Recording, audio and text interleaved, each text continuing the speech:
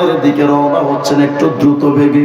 সুফিয়ান রে আল্লাহর কসম, লাম আরা আহসানা মিনহু ওয়াজহা, এত সুন্দর চেহারাওয়ালা মানুষ আমি আমার লাইফে কোনোদিন দেখি নাই। লাম আরা আনজাফা মিনহু সাওবা, এত সুন্দর পোশাকওয়ালা মানুষ আমার লাইফে কোনোদিন দেখি নাই। ওয়ালাম আরা আতিয়াবা মিনহু রিহা, এত সুন্দর সুগন্ধময় মানুষ আমার জীবনে আমি কোনোদিন দেখলাম না। এত সুন্দর মানুষ আমার বাবার দিকে আসলেন।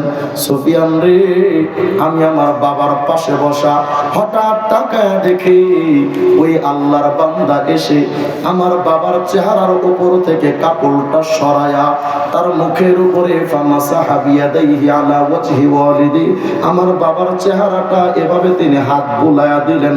ফাআদা আবিয়াদা, আরে সুফিয়ান, ওই আল্লাহর বান্দা হাতটা যখন বুলাইছে আমি তাকায় দেখি আমার বাবার চেহারাটা আগে যত সুন্দর, এখন আমার বাবার চেহারাটা পূর্ণিমার চাঁদের চাইতে আলোকিত হয়ে গেছে।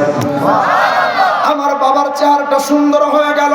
আমি তাকায় দেখি এই ঘটনাটা আল কাউলুল বাদিয়ার মধ্যে ইমাম যাহাবী লিখেছেন, ওই আল্লাহর বান্দা ফাওয়াল্লাহু মুদবিরা, তাড়াহুড়া করে দ্রুত বেগে কাজটা কইরা চলে যাচ্ছিলেন।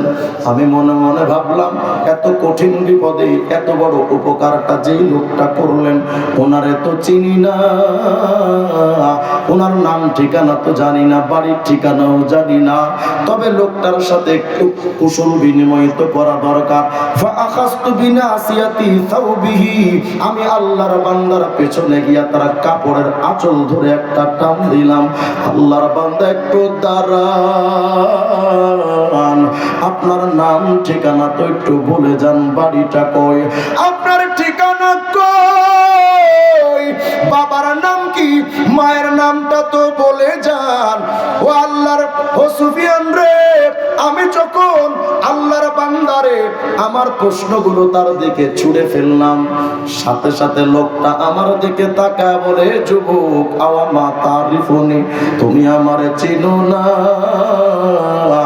আনা নবিয়ুকা সাহিবুল কুরআন, আমি তোর কোরআনওয়ালা নবী মুহাম্মদ রাসূলুল্লাহ।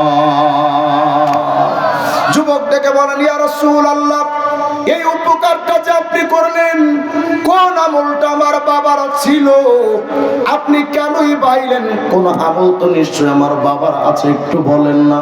আমার নবী আমার বলেন, যুবক রে, ইন্না ওয়ালিদাকা কানা মুসরিফান আলা ওয়াজহিহি আলা নাফসিহি, তোমার বাবা ছিল একটা চরম পর্যায়ের গুনাহগার, এত বড় গুনাহগার যে গুনার কারণে তোমার বাবার লাশটা বিভৎস হয়ে গেছে চেহারাটা। কিন্তু যুবক রে, তোমার বাবার ভিতরে একটা আমল ছিল, কানা ইউকসিরুস সালাত আলাইয়া, যত ব্যস্ততার বিপদ আপদ থাকুক না কেন তোমার বাবা আমার নামে বেশি বেশি দরুদ শরীফ পড়তো। দুইটা আমল বলেছেন, নবীকে চেনেন, নবীর সুন্নাত মানবেন। মানবেন তো ইনশাআল্লাহ? একেবারে মাথা থেকে পা পর্যন্ত, পরিবার, সংসার, সমাজ, রাষ্ট্র, সব ক্ষেত্রে নবীর সুন্নাত দরকার।